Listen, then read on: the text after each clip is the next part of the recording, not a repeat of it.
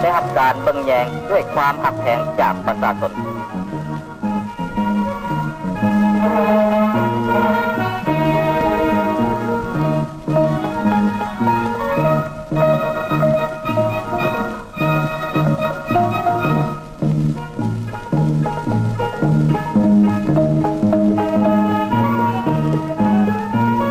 เขาเจ้า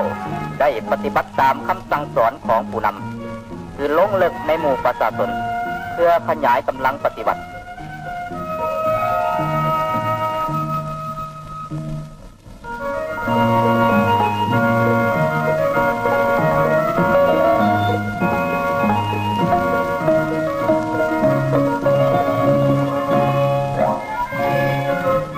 เสียงปืนจากทรงไหได้ดังก้องไปทั่วทุกแห่งหน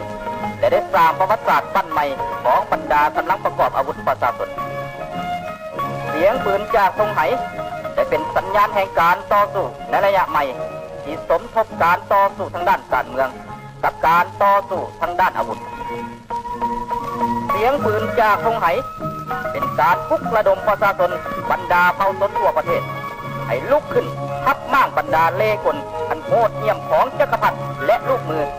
เพื่อญาติเอาทัศนะใหม่ยิ่งใหญ่กว่าเก่าไม่ภารกิจปฏิบัติ